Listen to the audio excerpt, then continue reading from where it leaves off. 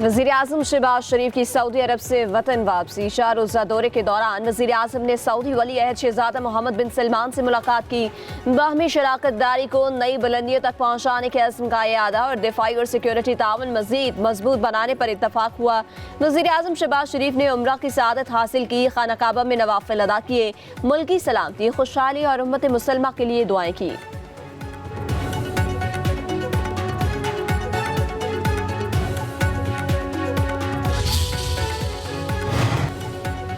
IMF property पर tax रियायत देने के लिए रजामंद। फरोख्त कुनूनात पर विद होल्डिंग टैक्स की शरह बरकरार रहेगी। पाकिस्तान के आलमी मालियाती इदारे के साथ वर्चुअल मुज़ाकरात। ज़राए के मुताबिक खरीदारी पर विद होल्डिंग टैक्स 2% कम करने पर IMF तैयार होगा।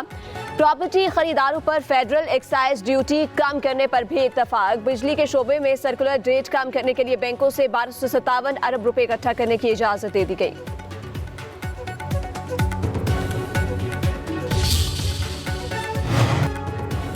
पाक अफगान तुर्कम बॉर्डर खुल गया। पैदल आमदोरफ्त बहाल। सिर्फ वीजा और पासपोर्ट रखने वाले अफराद ही बॉर्डर क्रॉस कर रहे हैं। अफगान मरीजों को पाकिस्तान आने की खुसूसी इजाजत। हुकाम के मुताबिक तुर्कम सरहद के रास्ते अफगानिस्तान को योमिया औसतन 10,000 अफराद की आमदोरफ्त होती है।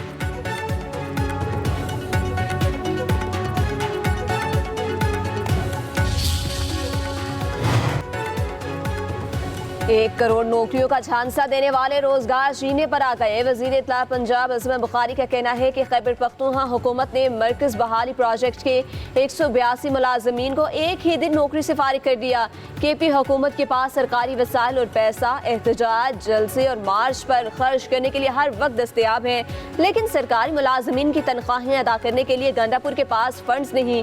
विफाक से NFC अवार्ड का हिस्सा बराबर वसूल करते हैं।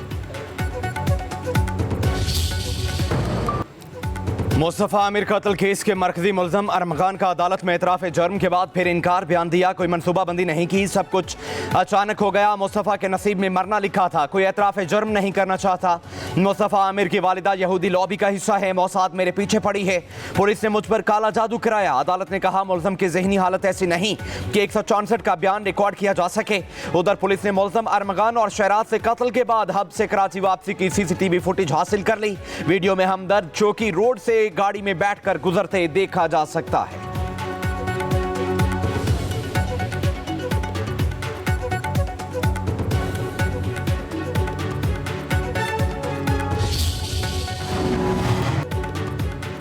अमरीकी वीजा के जायजे का अमल मुकम्मल होने की डेडलाइन आज नहीं। तर्जुमान महकमा खारजा टैमी ब्रूस की मीडिया गुफ्तगू। कहा कि यकीनी बनाना है कि अमरीका आने वाले मुसाफिर अमरीकी कौमी सलामती और पब्लिक सेफ्टी के लिए खतरा न हो। कहा अमरीका अपने शहरियों की हिफाजत यकीनी बनाने के लिए पुरअज़्म है।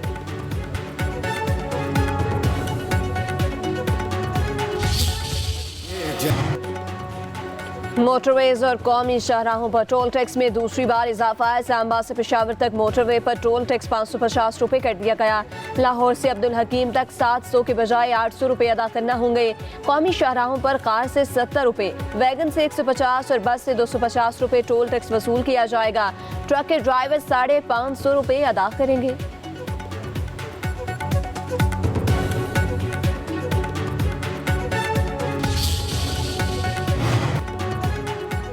पाकिस्तान रेलवे का ईद पर किरायों में 20% कमी का ऐलान। हुकाम के मुताबिक इतलाक तमाम मेल, एक्सप्रेस और इंटरसिटी मुसाफिर ट्रेनों पर होगा। ईद के तीनों दिन की बुकिंग पर मुसाफिरों को रियायत मिलेगी। ईद स्पेशल ट्रेनों के किराए में कमी नहीं होगी।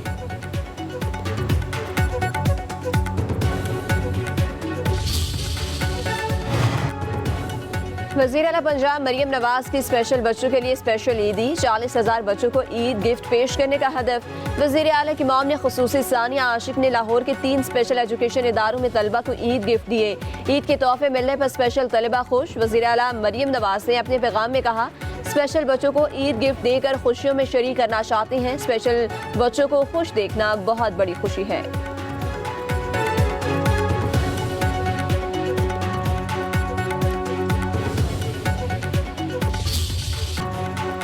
ईद उल फितर के लिए खरीदारी उरूज पर खवातीन ने मलबूसात का इंतखाब कर लिया। बारी है मैचिंग दुपट्टों की। दुपट्टे रंगने वालों की दुकानों पर रश बढ़ गया। खवातीन ज्वेलरी के खरीदारी में भी मसरूफ।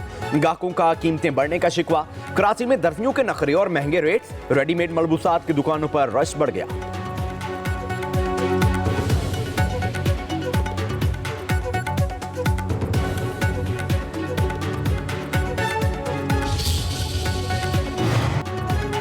ईद उल फितर पर मुसाफिरों से जायद किराया वसूल करने वाले ट्रांसपोर्टर्स के खिलाफ कार्रवाई के लिए सिंध के ट्रांसपोर्ट अफसरों की छुट्टियां मंसूब। सीनियर वजीर इत्तलात शर्जील इनाम मेमन का कहना है कि ईद के अयाम में किराया वसूल करने की शिकायत आम होती हैं। शहरी इजाफी किराया अदा न करें। इजाफी किराया वसूल करने पर फौरी कार्रवाई होगी। किसी को भी मुनाफाखोरी की इजाजत नहीं देंगे।